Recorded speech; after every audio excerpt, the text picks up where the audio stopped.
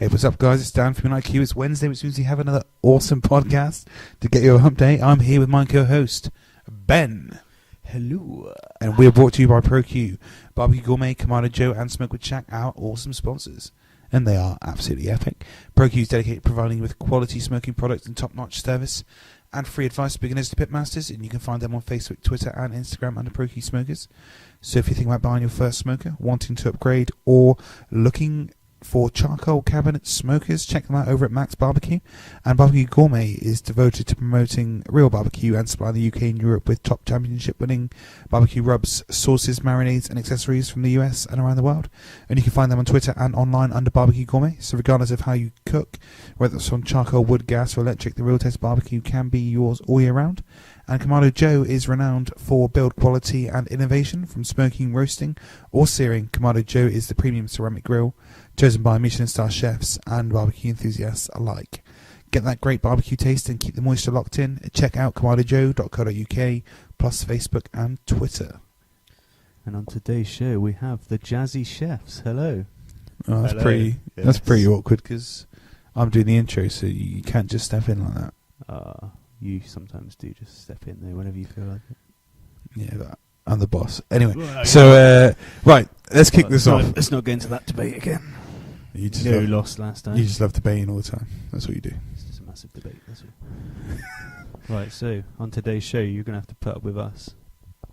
Might not have to go for a whole hour, and then you don't have to put up with us for a whole hour, but we'll see how it goes. Yeah, we're doing a We'll live do vote. this If you for- want to vote now, sorry, I Yeah. just jumped in there. You know, Yeah, so usual standard for you. live vote. If you want Ben to leave, vote now, and if you want me to leave, vote now. And Oh, they're coming in. all the votes are in, and Ben has to go. Sorry, it's 10, Ben, you 10 need to to leave. 1. Sorry. Yeah, Ben Off you needs go to then. go. See you later. All right, okay, bye. Right, I'll just have to do it now. Right, so finally we can agree that I am the best cook. So Dan's just agreeing with me here. He's still sat in the studio. It's weird. He's pretending he's gone, but he's just sat there just nodding away. Yes, Ben, you are the best cook. So, on today's show, I'm going to talk about my new Christmas book that I've released. Right, I'm back now, and Oh, we I can see. all laugh at that big fantasy of Ben's. But anyway, right, yeah, my Christmas cookbook, Alfresco Christmas. Yeah, mine. I said that already. It's weird when you submit it to Amazon. You tried putting by Ben Forte and just left me out. Actually, when I Amazon first just went said, on, "Do you really no, think no, we should be on there?" shh. Go on. What it said was, I went on to have a look at. Oh, it's on. He said, "Oh, it's on Amazon." Yeah, we were doing Published the authors. published authors. Yeah, we're doing that dance in the office, and I went online to find out that it was written by Ben Forte, and I was a contributor. It's true. Yeah, contributed more recipes than you. Yep. Yeah, I didn't say there was a waiting in that. It's just I'm the author, you're a contributor. Okay, So there you okay. go. But no, Right. it's great joint effort, and I really enjoyed developing it with Oh, you. now it's a kind joint sir. It was great. It was fantastic. Loved it. Yeah, probably won't do it again, but there we go. Now I'm breaking off my own these days, you know. Jazzy! Oh. Off on your own, Jazz. Right. So the book is going well. Yeah, Went great to feedback. #1 best-selling barbecue book on Amazon. Yippee! Yeah, We that made it. yeah, that made me very happy. Just one of those. Another thing that I wanted to do. We both wanted to do. We did. We've talked about it a lot. There's not many sort of Christmas. I haven't really seen any Christmas books that sort of encourage people to get outside of Christmas, and it's something that really completes my Christmas experience. I feel that since, don't get me wrong, I've always loved a Christmas meal. I've always loved every meal. I'm a foodie. I love it. But since You I have more began, meals than everyone else as well. I have 12 meals a day instead of 3. Love all of them though. And I love them all. But anyway, when I started cooking my Christmas meal outside on the barbecue a few years ago, the whole it just literally changed the whole meal. The whole family absolutely loved it. Turkey was one of those things for us that we only had once a year and we probably wouldn't choose it, but it's sort of like a tradition, so you just go for the turkey. It's once a year Christmas special. Isn't Yeah, it? you just got to do it. So anyway, we'd do it, and then I felt that we were buying a turkey and cooking a turkey, but then we were doing beef and a ham joint as well, because what we all really wanted to eat was the beef and the ham, but we wanted a turkey there for tradition, I guess. We'd all have like a slice of it each, and that was it. But that all changed the year that I barbecued it.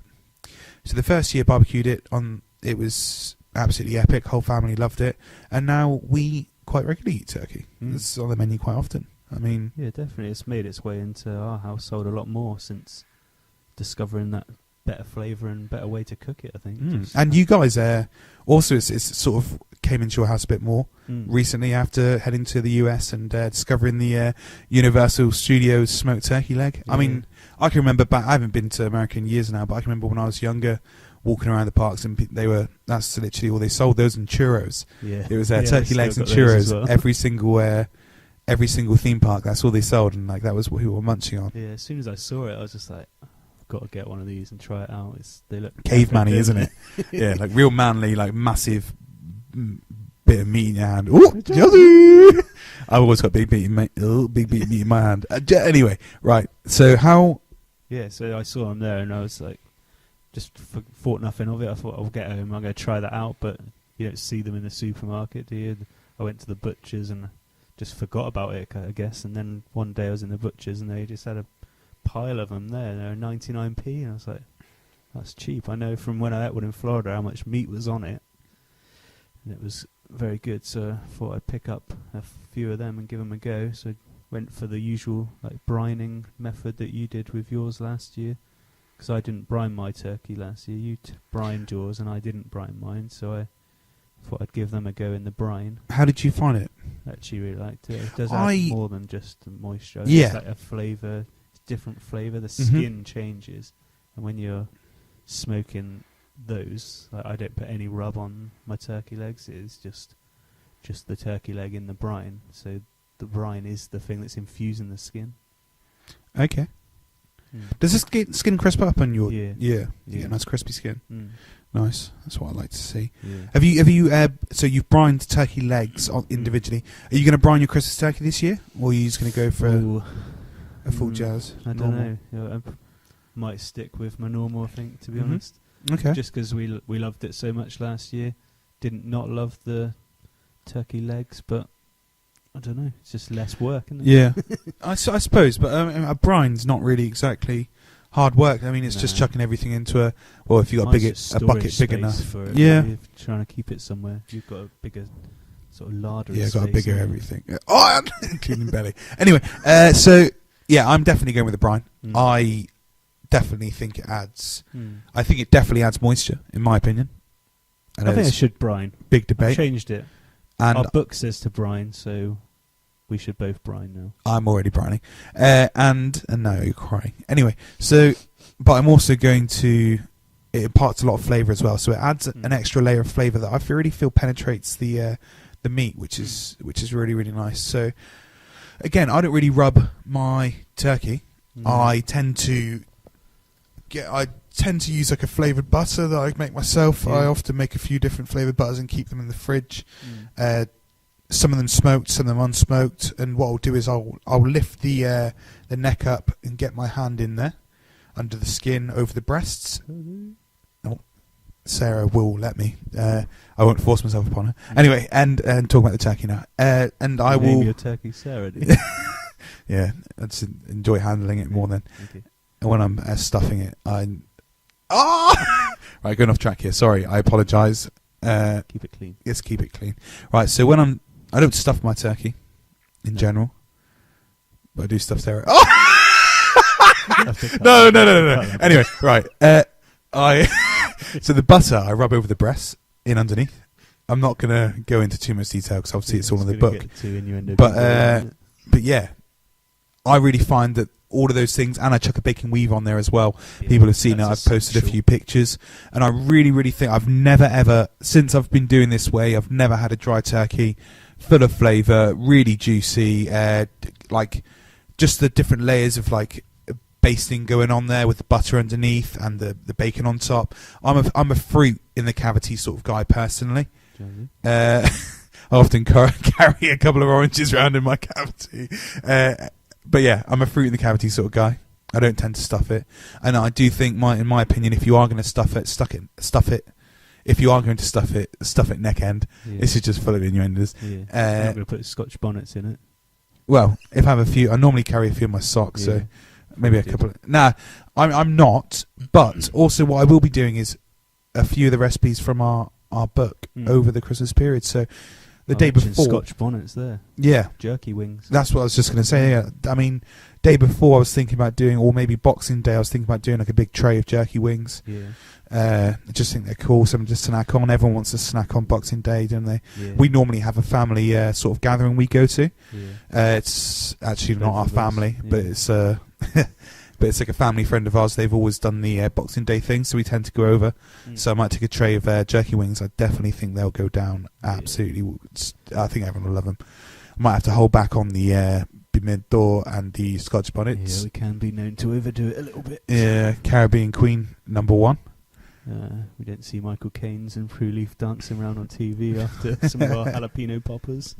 Yeah, so I might have to hold back on a few little jazzies for them. But yeah, no, I think they'll go down an absolute storm. Something different, another way to eat turkey, something people probably haven't done. Yeah, so... the rub that we do on our jerky wings isn't too bad anyway. Nah, if you no. go easy on it. It was designed to be suitable for the whole family, really. That was when we worked on it. We had the kids there and they were trying it as well, weren't they? And we knew we didn't want to blow their heads off, so ease off on the Scotch bonnets, and it's only really got Szechuan pepper in it. That's the only in the rub. There's not any other spiciness, is there, to that? No, so in the marinade, you've got layers of spice coming in for the marinade, and then the in the Szechuan peppers is the other element of heat coming through in the rub. But yeah, lush. Yeah, anyway, definitely worth checking that one out. Next on the list for me, I mean, you said you do beef and ham. Right? Are you going to do those again still this year? I think so, but only because we're greedy gits. So I think it's got to the point where turkey is no longer a sort of side to us. We will devour the turkey now. Last year the turkey was just a rack of bones at the end of the meal. Was normally we would have just shaved a bit of the breast off. But anyway, so yeah, so the turkey is now a carcass at the end of the meal. So heavy centerpiece now. You need to have Boxing Day sandwiches. So there's got to be some beef and some ham going on. I've made up some lush pickles, piccalilli, stuff like that. So you're gonna go big roast, like rack of ribs. Ooh. Or you're gonna go for like a rib of beef. I reckon I might do. I've not ordered one yet. Could do short ribs. I haven't ordered one yet, but I might do. It is on the mind. I do like the sort of centerpiece value you get from a rib of beef. It does look awesome. Bone in, obviously. You had like 6 or 7 bone in last year, didn't you? Yeah, we had a big group last year, so we did a big old joint. Cost a lot of money, but I'm not looking at doing that this year. It's a bit of a smaller venture this year. We're away for Christmas actually. We are skiing. So I'm looking forward to seeing some snowy barbecue pictures. Do you know what? I'm going to move on a bit here because we're going to talk about a couple of new products that we were. Oh. Well, no. I want to talk about the skiing, but you may as well. But I recently got a. It's the Anave Frontier, wasn't it? Yeah, and also I got the Anave Horizon. Oh yeah, is that the little like chimney type thing? That's the little one that's like similar to the Pracky sort of style of stove. So you've got like where you feed a fuel hopper, I guess, like a horizontal fuel hopper at the bottom that you feed the fuel into, and it's got like I'd say like a triangle, like a perforated triangle. It runs along. It's like a little toast rack or something. Yeah. So it runs along the bottom of it, so F doesn't block. So basically, when you stuff it full of wood and whatever you want to chuck in it, the air can flow underneath there still and feed the fire. So you stuff that full, light it up, nice and easy, lights up like a dream. Same sort of thing as like you said, a chimney starter. Sucks the air in through one end, blows out the other, gets the fire going pretty well. And then, basically you can use any solid fuel. So I've been dropping some cocoa shell in there. Mm-hmm. And that works fine. Drop it in the top, and do you want drop it in the top, or go in that side, I actually used tongs the first time and tonged it in. Mm-hmm. But yeah, you can just drop it through the hole at the top. The hole in the top goes straight down through to the bottom, so you can feed it that way. You could even quite low, or do you fill it up like a chimney style? I didn't fill it up very high. I just chucked a couple in there just to keep it. Well, the thing is kindling just burns and burns and burns and burns and burns. So I mean, you can sit there and feed it. And actually, do you know what? I had my Frontier, which is the sort of larger. Sits on 3 legs, like sort of it's like a portable log burner, but with like a hot plate on top. Absolutely love it. Like absolutely loved it. I used it. Chimney? Did you put the massive? Yeah, chimney I put the massive chimney on because I had it at the back of the store, so I had the massive chimney. Well, how high is it? I was going to say 6 foot. It was way higher. Way higher than that. 6 foot. You can't reach the top. I don't know. I could probably find out on their website or something, but it was more than that, mate. It was huge. Yeah, it was massive. It's designed to like go through a tent, isn't it? You can have like a chimney, so you can have a log burner in your tent. Definitely, I think that's really cool. I really, really like it. I think that it's an awesome bit of kit and really interesting. So what did you use it for? Well, yeah, I do you know like the bags of kindling you buy from I don't know most like petrol stations and stuff like that sell them. So I bought a bag of kindling. Kindling's not something I tend to really have any of. I don't tend to use it for anything, to be honest. So I grabbed a bag and I used half a bag of kindling, which I could say a bag's £5, I think it was. So I used that half a bag, and it lasted like the whole day. Yeah. With a couple of bit like, I think I put like 2 or 3 little squares of cocoa shell in there. Yeah. And then just, I mean, I didn't put it all in at once. Obviously, I fed it throughout the day, and it was burning all day from 8 a.m. Let's say 8:30 till 5:30. So it was burning all day on like half a bag, £2.50. So can't really knock on that, can you? And I had a massive, like, huge pot. How hot was it? Hot, pretty hot. Hot. Yeah. You can't really control the heat, I guess. Just put more or less fuel in it. Do you? You can. Because what you can do is the door can be wide open, huge airflow, or you can. There's like 2 settings on the latch, so you can have it open just a crack, and you can just close it to kill it. Cool. Well, actually, I don't know the ins and outs of it. I don't know if there air can still go in, but it suggests in the manual that if you leave the chimney vent. If you leave the chimney vent open and shut the front door completely, the fire will still burn. So I guess there must be like slight air cracks somewhere for it to still flow through. But it said if you close the exhaust vent, then it will completely put it out. So I guess there's 3 settings there really you can do. And again, like the latch doesn't have to be on, so you don't have to have the door wide open. Once you get out of that second latch, I guess just by having the door open at different sort of... people do that with their log burner in their house, don't they? Yeah. If they're controlling the heat, they have the door open a little bit, open it wide. It's a lot of people, that's how they control them, isn't it? There's like a removable hot plate sort of thing on it. So what it suggests is take it off to get mega heat. Yeah. So literally it's open flame straight onto the bottom of your pan. Yeah. So I literally got there, say it was lit by 8:30. I sat my huge pot of mulled apple juice on there. So I basically put a pot on there, chucked my mulled spices that I put in a little Tupperware dish into it, toasted them slightly. Lucky I took... I'm not making notes, but what sort of spices would you put in your mulled apple juice? In my mulled apple juice I used... Wait a sec, I said I'm not making any notes. I used star anise. Oh, yeah. I used I always use that. Cinnamon. I used coriander seeds. I used cloves. Coriander seeds? Yeah. And what else did I use? I used... Would you use the same mixture if you're doing like the mulled cider as well as... Yeah, I would use... This was my mulled cider mix, but I just used that. I'd never made mulled apple juice before. This was the first time. We went to that event the other week, and that was the first time I had mulled cider. Where have I been? Living under a rock, I guess, but I never had mulled cider before. Had it in there for the first time. Absolutely blew my head off. Loved it. They sold mulled apple juice as well. That was absolutely lush. Sold. So I went down to St. Ives on a school trip, work at school. Took some kids down to St. Ives for a media trip. And no cider, No cider. Good, thank you. Clarifying that. Yeah, so basically, when we were in St. Ives, they were selling mulled apple juice, and again, I'd never seen it before.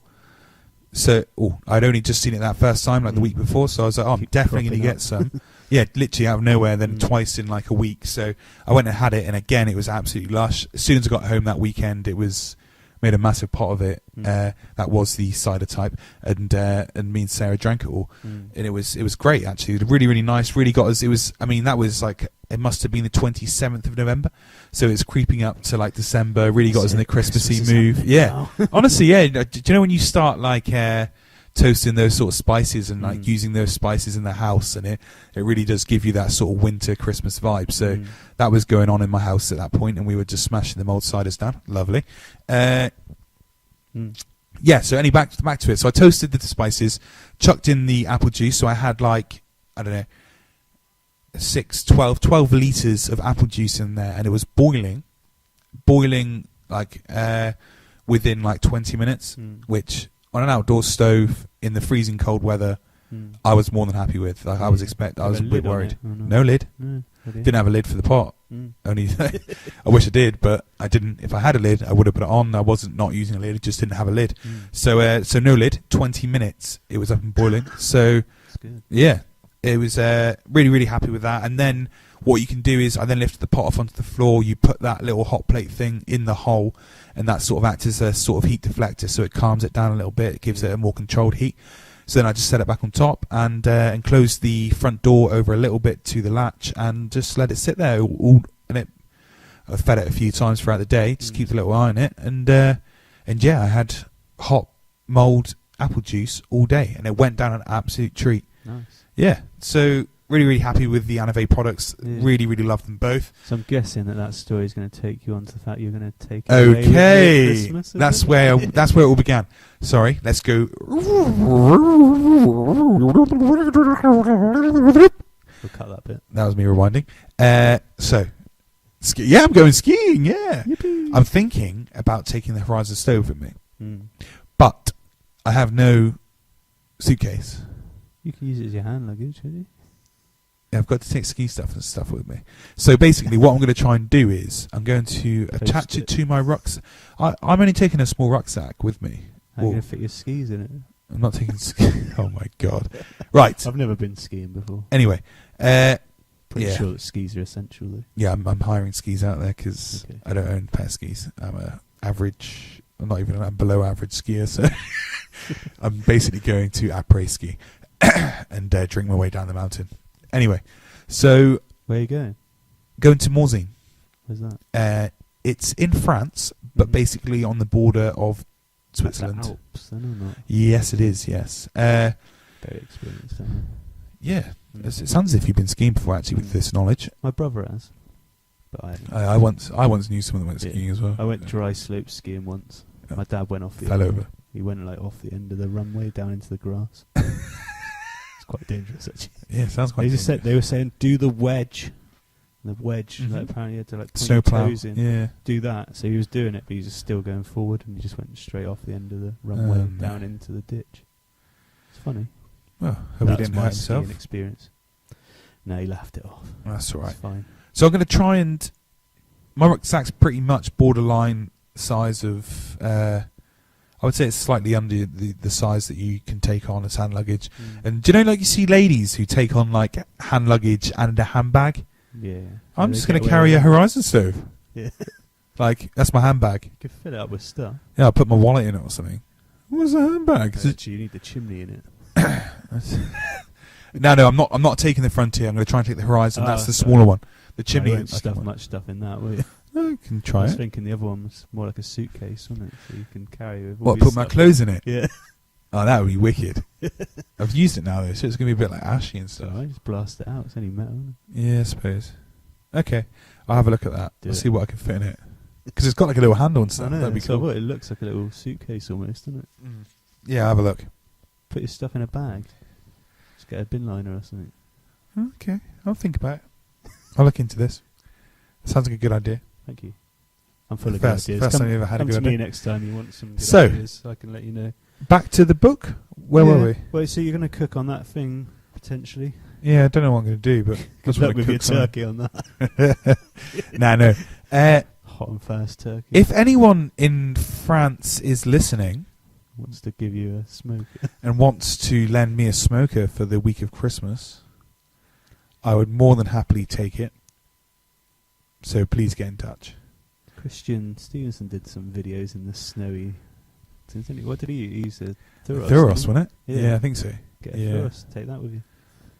Yeah, if someone wants to send me a Thuros, Dave. If Dave wants, then just post it straight to David, the Alps, please. David, would you like to send me a Thuros? Daniel Shahin, the Alps. You can send it if you like. Anyway, so yeah, that sounds good. I'd love to go skiing. We're all quite jealous at home. We keep talking about the fact that you're going somewhere that's going to be all nice and snowy. We've got visions of like a lovely log cabin somewhere. I don't know if that is what it's going to be like, but that's what it's like in my head. I'm going to be laying a log in a cabin somewhere. Cool. Sounds like a dream come true to me. Yeah, there's a lot of snow as well for this time of year. It's already snowing quite heavily, so it's looking like we're going to arrive to some nice fresh powder, and going to be slamming the slopes. You just don't know what you're talking about. But I know nothing either, so it sounds good to me. You can say whatever you want. I just go, yep, sounds good. I just want a log cabin. Yeah, we had lobster mac and cheese the other night. That was pretty lush. Don't know where that came from. I don't know. I was thinking about a lobster and langoustines recipe, and then I thought I had lobster the other night, which was pretty nice. Well, I've got loads of langoustines at home that I bought for testing out this recipe and never finished because you'd cooked that one and tested it and got all the photos done. I thought I'll move on to the next one, so I've got loads of langoustines at home still to try. Nice big juicy ones? Yeah. Okay. Nice. Fat, juicy ones. Go for it. Yeah, I will. Which one would you go for? Because there's 3 different recipes in there. Well, is there 3 or 4? I don't know. Lost count. Too many. You had a garam masala one. You had the garlic and parsley and ginger, garlic and soy. Yeah, like a sort of Asian style one. I probably would go garam masala, to be honest, because I like that sort of. Yeah. That's my sort of flavours, really. It's nice. I mean, if you got nice, big, fat, juicy langoustines, I mean, I feel that they can stand up to it a little bit. I mean, you don't want to completely kill them with it and overpower them, but at the same time, it does go well. It's really, really nice. I love it. And, good luck. That beet cured salmon as well that you did in there. Mm-hmm. I need to try that one out 'cause it looks incredible. I love the colour of it. It's like a real eye catch every time someone sees that photo of that recipe. Yeah, it looks really good. No, it's a really, really nice recipe again, and that's something that you could do now, and it can sit in the fridge sort of over the Christmas period.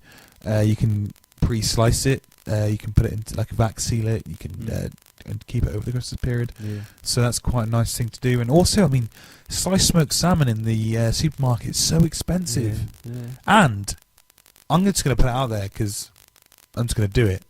It's risky. I know I normally just go off at a tangent when I do this, but here we go. I am severely disappointed with the sort of level of sliced smoked salmon, and I don't know if it's not as fresh as it should be or what, but I'm often very disappointed by shop-bought smoked salmon. I think unless you're going to get it from a proper deli or someone that's done it themselves, someone that you can trust that they've just got some fresh fish and done it with or something like that. I don't know. Recently I've had it. I've had it. It's had like a lot of them have had like quite a lot of brown bits on them. Yeah. And I don't know if that's fine. It might be fine, but appearance-wise, doesn't look great. And Louise and the kids aren't too keen on it when it's got brown marks on it. So I've been doing my own fresh. It's been a lot better. Cold smoking time at the moment, isn't it? So I've been doing a few different things. Got some butter and some coffee beans and some cheese and all sorts of stuff going down in the cold smoker at the moment. How have you found that so far? The coffee beans is quite an interesting one, I guess. I think we mentioned it with John Gower last week, didn't we? That we'd done it, but at that time I think we'd literally just done them and brought them in and we were smelling them in the pots. But when we first smelt them, it was a bit like poor. Yeah. Blew the head off and was a bit like, I don't know, it was one of those sort of like Marmite moments where it's so right but slightly wrong and just wasn't Actually, no, I don't think it wasn't at the Marmite moment then. It was just sort of a bit wrong, I felt. But it was alright. I felt that it could have been something. It was nice. It was like, bam, I like the smell of coffee. Bam, I like the smell of smoke. Do I like smoke and coffee together? But then towards the end of the day, when we were smelling it again, because you got it out, you got your Jazzy out in the studio, and we were both sniffing it. Yeah. It had a chance to. It was only like a day, I suppose, to mellow out a little bit. But that chance to mellow really, really did it a favour. Yeah. And it was a really, really beautiful smell, like a rich coffee, smoky coffee sort of smell. And I said at the time you have smoked. You don't have smoked coffee. You have coffee with like an underlying smoky flavour to it, like a smoky element to it. So I don't know whether that comes in through the roasting period or whether it's actually just a flavour element of the coffee bean. But it really reminded me of that, and it was a really, really nice sort of touch, actually. I really, really liked the smell of it. I let it mellow for the rest of the week last week, and then Saturday gave it a go as a cup of coffee. Nice. Ground it down. Got my new barista machine. I'm getting pretty handy with it now. Yeah, you love getting handy. Yeah, pretty good with it now. I got the froth going to the right temperature. I use my thermopen to measure the temperature of the milk now. I'm getting quite technical with it. Oh, no. So it's full jazz now, but made a lovely smoky coffee. And do you have any micro herbs on it? No, just put some edible flowers on it. But yeah, actually, I wouldn't say it's the best coffee I've ever drank before, but I liked it. Yeah. It's like I didn't dislike it. It was just a nice cup of coffee. It's just different. You know, sometimes you just have like a different blend of coffee and you're like, yeah, it's nice, it's coffee, but yeah, it's definitely smoky. Like you can really feel the smoke. Like it's, I don't know, maybe let it mellow a little bit more or maybe smoke it a little bit less, because I think the smoke does something good to it, but I'm not sure if I just go over a bit too heavy on the smoke. Yeah, you mentioned using it in a rub as well, and I mean, I just think that it will get lost in the smoking process on the whole. And you mentioned about using smoked paprika and rubs and stuff like that, and again, I just sort of feel like the smoked element of it you don't really get coming through in the end. I don't feel sometimes. I guess it depends if you're gonna then smoke it again. If you just rubbing something to grill or to roast or something, you're not actually smoking again, then it's a different way. Or even cooking something in the I'm going to say it, the swear word kitchen. If you're cooking something in the kitchen, it could be a nice way to add a smoky flavour. And I've had like the suggestions from a couple of people on Instagram of like, why not try it in a dessert tiramisu or something like that. It's gonna be lush. I think that will work really well. Espresso martini's my one. Oh yeah, that's looking forward to that. We can try that, don't we? Yeah, definitely. I've got my little pot at home. I haven't actually ground them up yet. To be completely honest, I completely forgot. I was really keen actually to get home and try it, and I'm just all over the place at the minute, mind-wise. So completely forgot. So definitely going to apology accepted. Not apologising because probably make me sick. Just apology accepted anyway. Whose apology are you accepting? Because I didn't apologise. It's weird. I'm pretty sure I'll rewind it later and check. But this is really awkward. Right. The book also has a guest recipe from James at Cabrito, because we wanted it was James Goattober at the time when we were finalising the book. So now it's Goatsember. Yeah, it's still going, isn't it? I've seen some nice nice goat dishes in lots of restaurants still popping up, and there's goats on the menu at Neil Rankin's in there at Temper. He's got goat tacos still there on the menu. I still see people posting that on there. They stole my recipe.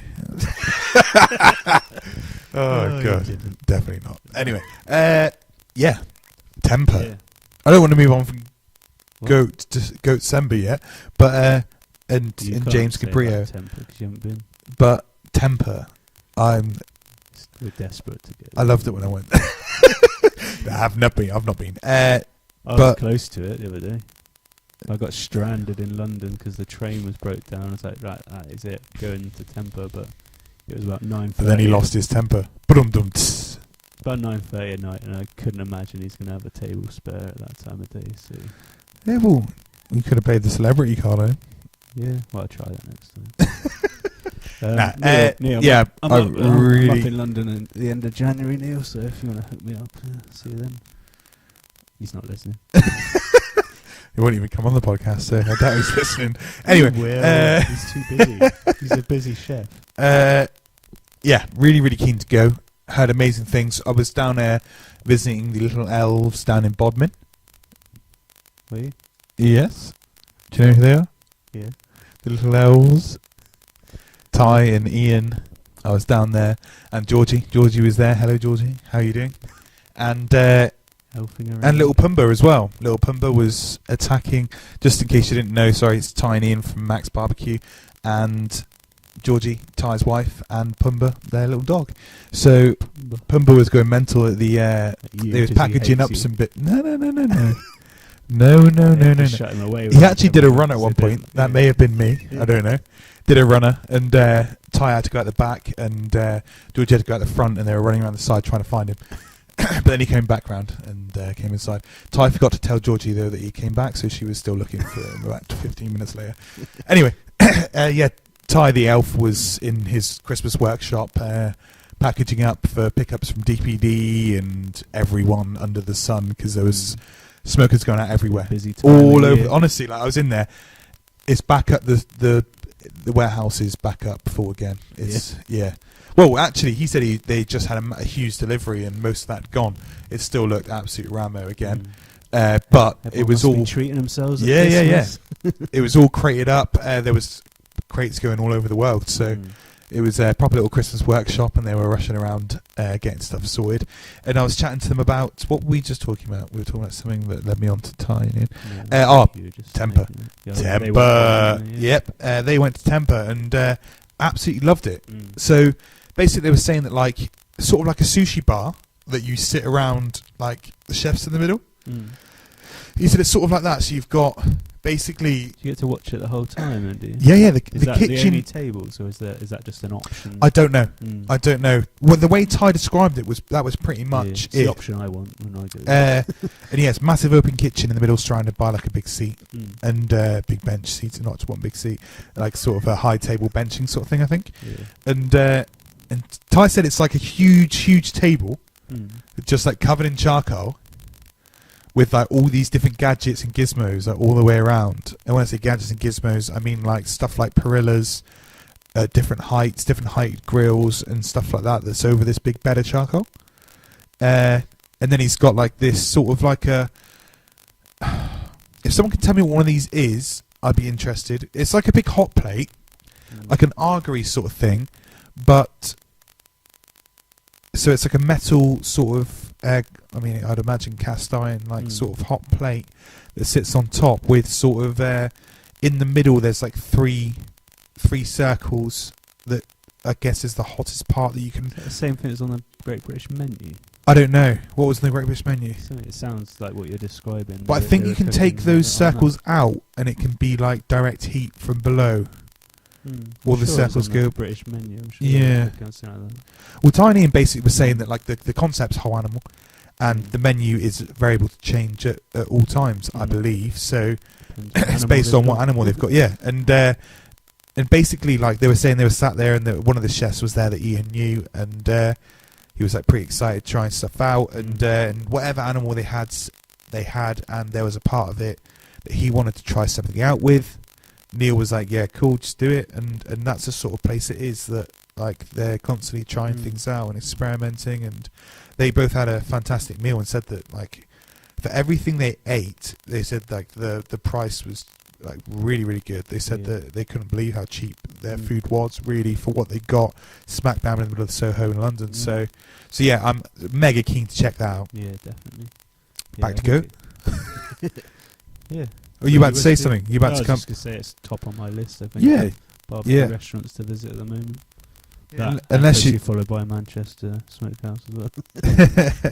And yeah, obviously now that yesterday's gone, when I had my catering stall, I went to number one for one day. But anyway, so back to Goat December Cabrito. Yeah, he did us a nice little hay barbecue goat. So he's like wrapped the goat leg, I think he did, and he wrapped it up in hay. So looks epic. Looks like a lovely recipe. You tried it, didn't you? Yeah, it was lush. Yeah, and I thought it's definitely going to be next up there. Next time I get some goat in, I'll be giving that a try. Hopefully get it done over the Christmas holidays. Cool. Nice. You probably have some in your freezer with all that stock, don't you? That wasn't on the podcast. So that's a bad reference. Oh. Oh, you have to explain it now. Oh, well, we were going to get onto that later on anyway. It's all right. We'll go back to that. That makes it look like we planned our podcast. We've been playing around recently where I was after we finished the podcast the other day, like we were sat around chatting for ages, and I had left it on record and basically like just stitched Ben up with like trying to get him to say stuff. And then at the end, like when I'd exported our podcast and everything, I then started playing back the part that I recorded afterwards, and we were like killing ourselves like laughing. So then after the podcast last week, he wouldn't talk to me. He just stopped talking and sat in silence for like the last half an hour whilst he thought I was like trying to record it, but I wasn't. But anyway, and then he actually then recorded me on his phone. So, but didn't really get anything good. Anyway, did get some good stuff. We were chatting. If we ever need to, so remember that. We were chatting this morning. No, this morning we were chatting earlier before we started recording this, and that's reference to something that we said we'll probably chat about during the show. Probably won't know. So this reference for you. Goat, yeah, everyone's still rocking the goat. Love it. Yeah, and then there's so many. There's like. Was there like about 40 recipes in our book? Yeah. So ranging from all all sorts of stuff, from nibbles to bits you can prepare in advance for like just to keep in the fridge, sort of like fridge pickers sort of thing.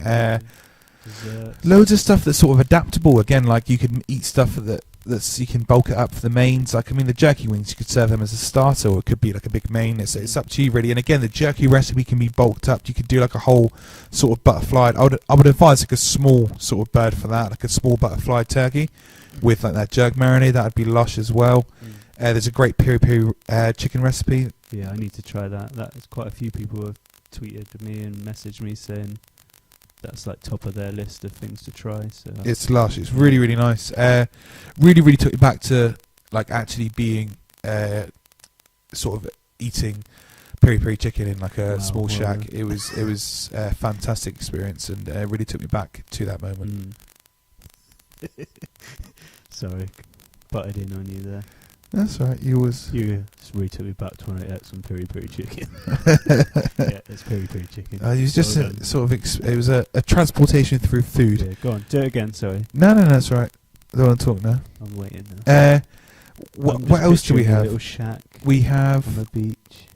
It wasn't quite on the beach, but it was very loud in there. People shouting, and it was sort of like as much chicken as you wanted. It was just like free flow chicken. Is that the they place just where kept it it coming out warm on the beach?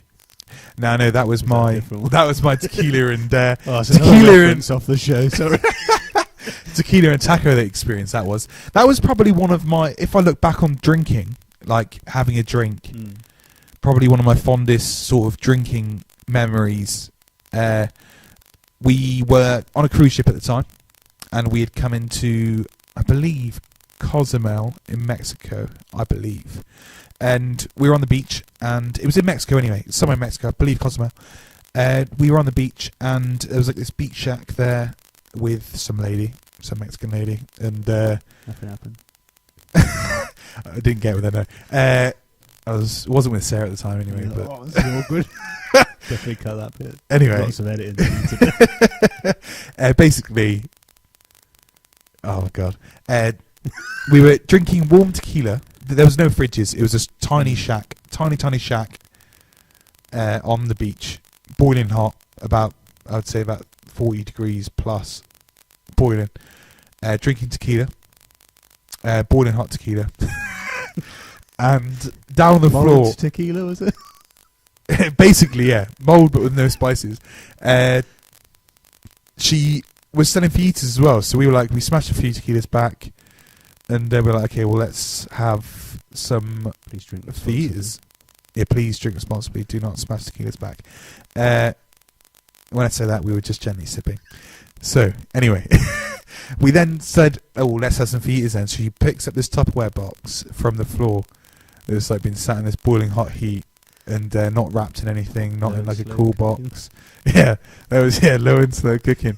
And then she pulled up this hot plate from underneath like the underneath us, I guess, like the bar table, and it like had like this crust formed from decades of use. It was like a fossil of fajitas on top of this hot plate. Flavour. Oh yeah, but saying that, it was amazing. It was lush. It got nicer actually the longer I stayed there. I don't know if it had a correlation to do with the drink, but anyway, the tequila got better as well. But anyway, how was your stomach? Is that alright? well, I can't really remember, so it was alright. Yeah, it was okay. We made it back onto the boat. That was a close one. But yeah, that was a great experience. Really, really nice. It was like a sunset sort of moment. Someone's coming down. Got a bit really romantic between me and the fajita. We kissed a few times. Great story. Love Yeah. that. Thank you.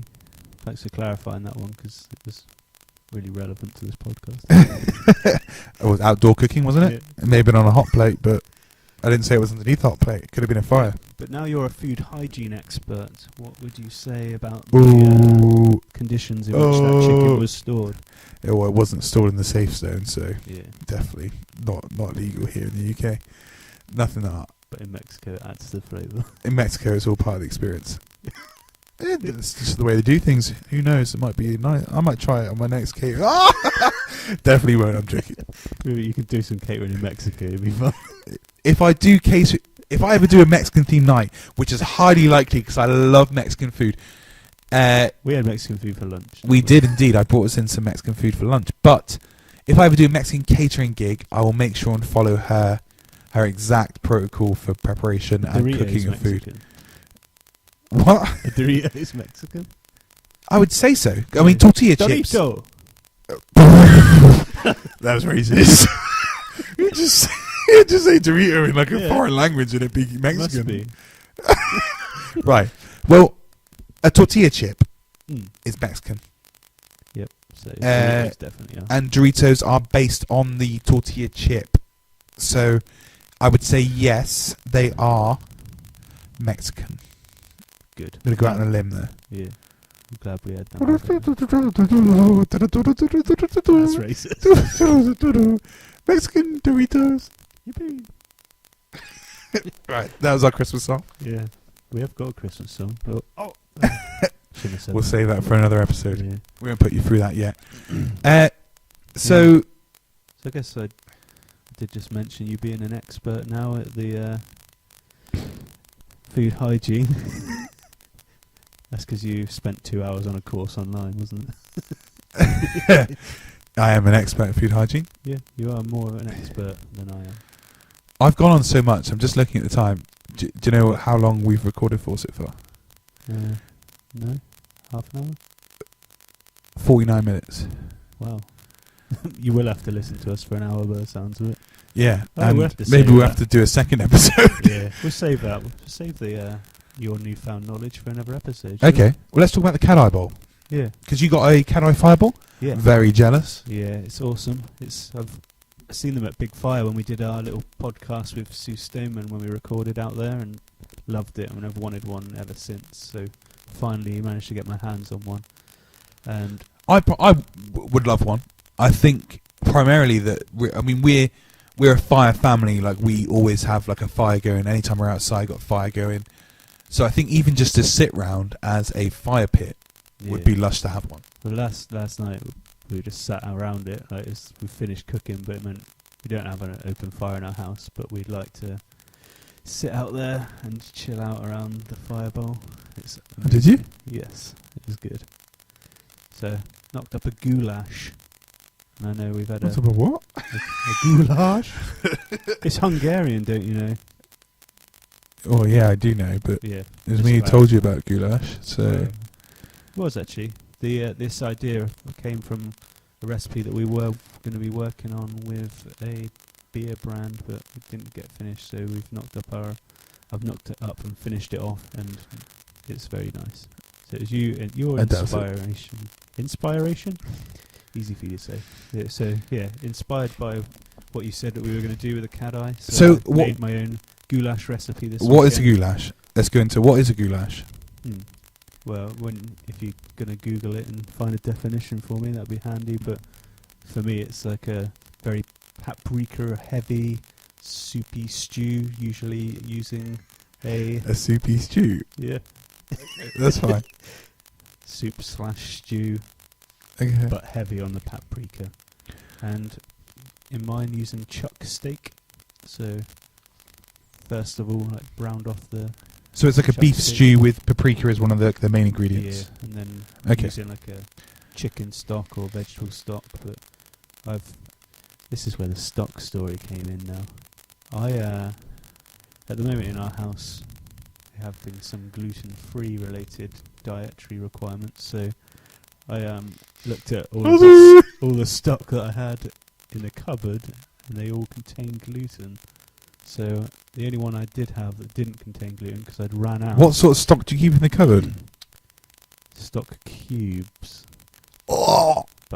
As the What do you have stock discussion cubes went, for? I'd ran out of my 10 litres of chicken stock that I'd made myself last year, which I'd Last frozen, Christmas. And you froze. Okay. and that's run out. So had to move on and Mm-hmm.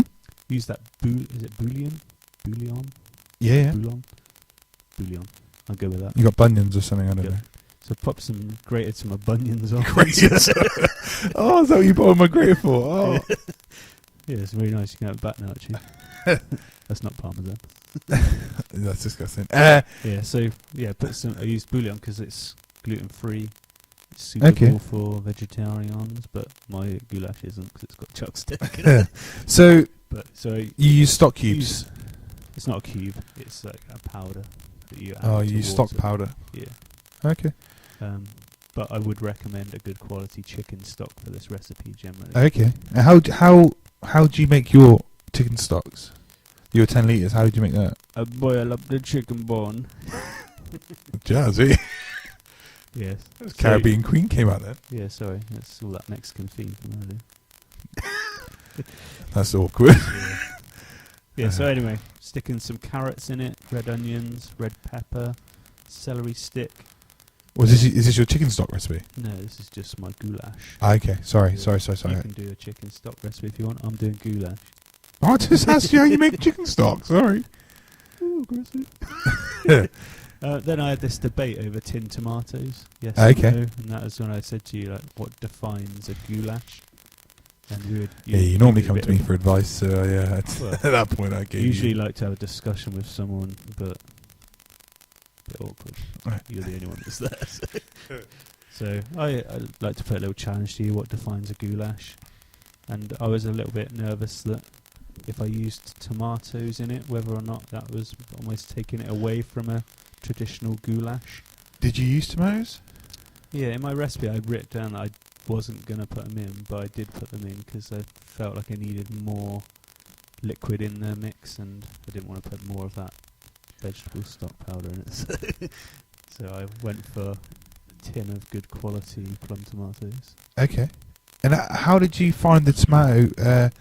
What tin tomatoes did you use, first of all? Yeah, like Napoli, I think. Okay. I think the brand is. Okay. Yeah.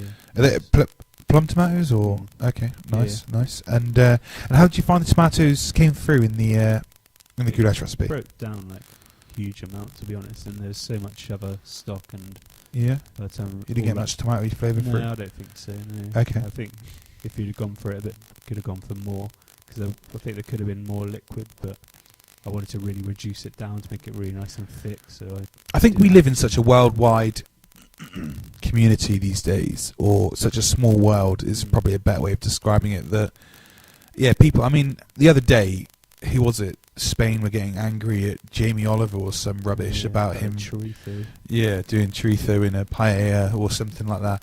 And I just think, like, come on, guys, get over it, right? Send me abuse. I don't really care, to be honest. We've gone jazz, But, haven't we? Because we both say chorizo in a paella. Yeah, full jazz with our Instead of paella. chorizo in a paella. Do you know what's funny is when I was in Barcelona the other week, we were literally like, someone said this sentence and it was like, which tapa would you like? Paella and chorizo and did like every single one there is, but all in like the jazziness. And I was like, that absolutely killed me. I was dying. But anyway, and I ordered every single one of them. I don't just want one, I want them all, thank you. That's the idea of tapa, isn't it? Anyway. It is. Where was I going with that? I don't know, sorry. Yeah, because they're kicking off at Jamie. Yeah. Kicking off Jamie Oliver. Get a grip, people. Come on. Anyway, I feel now, if you let's go with all these curries, all these Indian curries that we do here in the UK. None of them are Indian curries. Like, let's get a grip, people. Like, this is just the way of the world now. We take recipes and we adapt them. We put our own spin on them. Some ingredients, I would actually, I mean, I'm not going to go heavily on that one, that some ingredients aren't available in some places, because mostly now, due to how small the world is, we can get a lot of ingredients. But actually, sometimes you're cooking something and you haven't got this specific thing in the cupboard, so what the heck, you're going to chuck some tomatoes in. Yeah. Do you know what I mean? Like, what the heck, you've not got your chicken stock frozen, you've ran out your frozen chicken stock, so what? I'm not going to over chuck this, I'm not going to put too much of this bouillon in there, this vegetable stock in there. I'm going to go with something else. I want to have something that might complement it. What's going to complement the flavours? Chopped tomatoes. So I wouldn't really be too bothered if I were you. No, if you, make sure I'm not saying this is a goulash and someone going, well, you can't put tomatoes. Yeah, but in my opinion, that person can get stuffed. I would replace that word with something else if we weren't recording, but they can definitely get something. Because I just think that, yes, it is a goulash recipe. Yes, it is. And it's got tomatoes in it, so live with it. Yeah, live with it, or even you can... no one's complaining. Stuff off. But yeah, but if you were to do it and you did have your lovely frozen chicken stock that you normally have available to you, would you have just added another cup of chicken stock to it now? Now you've had both, or would you like to do it with just the chicken? With my tomatoes now, but okay. I would use the chicken stock instead of the bouillon. Okay. Okay, cool. Yeah. Yeah, definitely. Cool. And then I went like trying to get some of the sort of umami, as you quite often say. I went with some soy sauce and anchovies in there. Oh, lush! Very nice. Richen it up a bit with those flavours. I've recently got my hands on like a good selection of seaweed. Oh, have you? Yeah. I've been meaning to chat to you about it. I forgot about it. Yeah, a selection of different seaweeds. Actually, I was going to try a few different things. A couple of people, 2 people. I was talking about like a mackerel recipe or something. Yeah, I think it's mackerel I was talking about. Basically, I'm going through like pairing different recipes with different things and trying different things out and experimenting on dishes. And I'm just like I'm really just sort of into a bit of experimentation at the minute. And one of the suggestions was smoking with seaweed, like just chucking some seaweed on there for some seaweed smoke. So what I was trying to do is I was trying to create a dish that really sort of screamed Cornwall. Pasties. And I was going for a mackerel, and I was going to use like gorsebush and seaweed as the smoking flavour. And I've never tried it, but gorsebush. Yeah, gorse, smoking with gorse. I wouldn't eat it. I'd just use it as a smoke. Is it alright for smoking? Yes. Yes, it is. You can smoke with furs, although it's not like your standard go-to. Oh, the Scandinavians have done it for hundreds of years, so it's one of those things that it is sort of one of those things that as a US barbecue style sort of long periods of time smoking, yes, it is a no-go. But when you're cooking fish or something that's going to be cooked for relatively very short time, that actually the smoky flavour from those sorts of let's say soft woods is acceptable.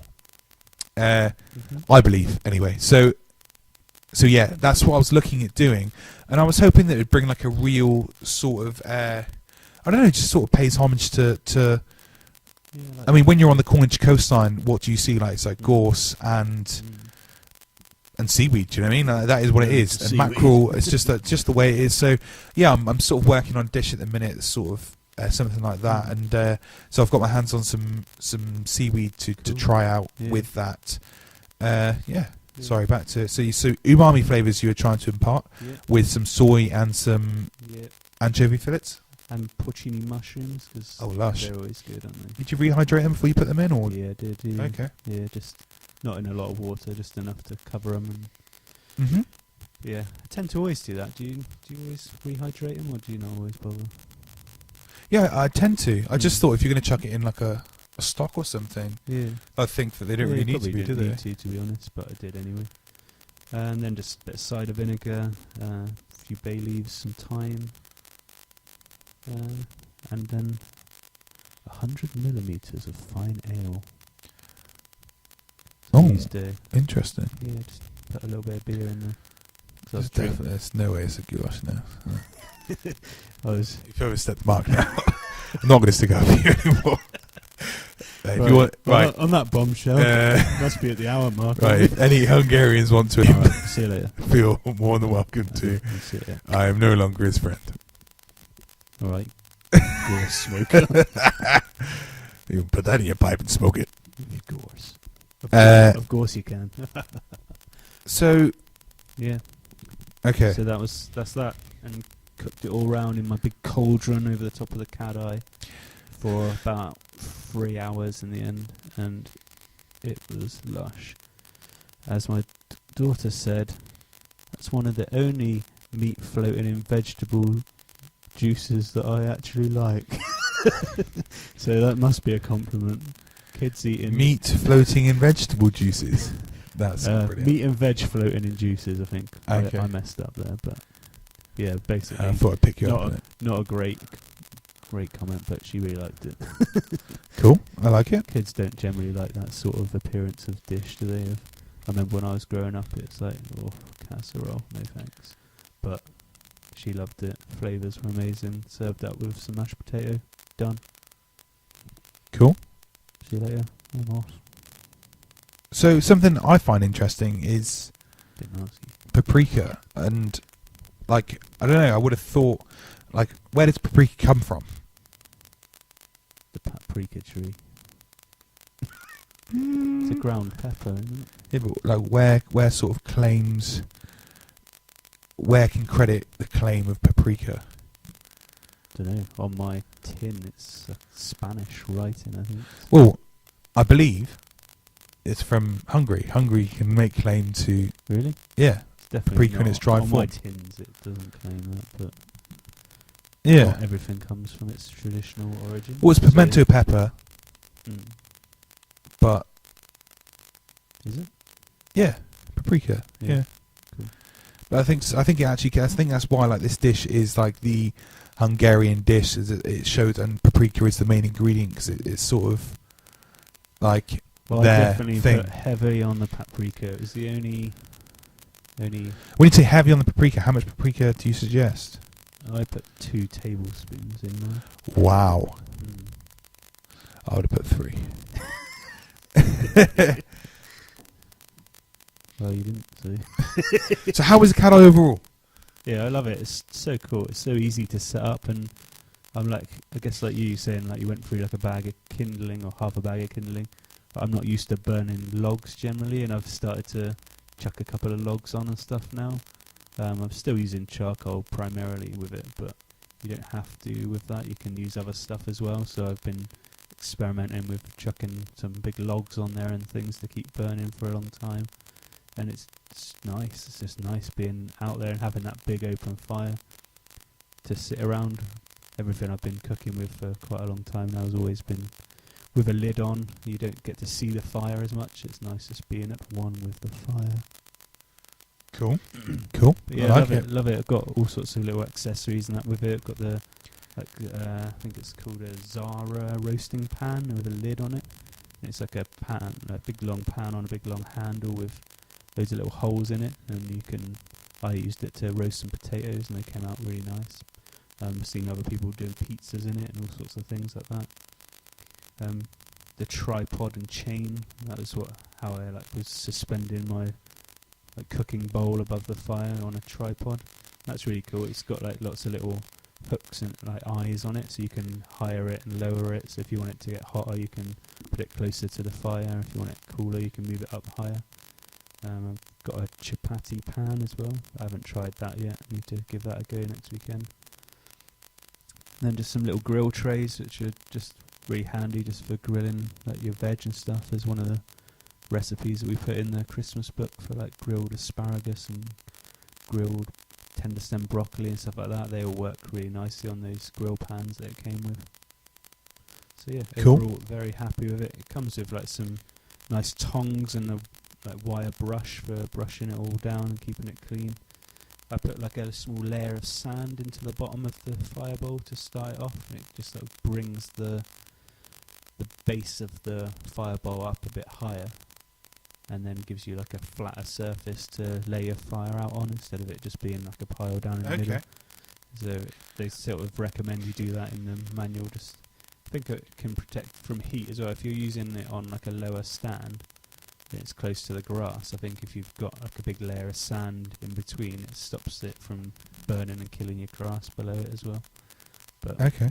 I'm not worried about that. What about airflow? Is there a hole in the bottom? There is, but it's just for drainage, so it's not Okay. airflow for that. No, so it's just a fire. Just build a good fire. Okay. Which is quite cool actually, because it's nice to like work on fire building skills as well. Like if you're actually now just building. You're going to go on a fire. bushcraft course. Yeah, might be. Right, we're over the hour. Uh-oh. I'm going to stop there. There's loads of bits you can cut anyway. Yeah, every bit that you talked on. So, yeah, I'll cut out all your bits and then we'll be back under the hour. Sweet. But, yeah. Yep. Thanks for tuning in, guys. You've just listened to another awesome podcast from me. And me. Oh, cut me out. And that's to... I'm going to take Ben's bit out. But that's to get you over hump day. And I hope we've managed to do that. Just us two. Yep. Chatting about general just chit-chat. I hope it wasn't too boring for you. I went into a lot of weird stories off tangent, so I apologise. You are But tired though, aren't you? I'm very tired, a bit delirious, a bit chillied out.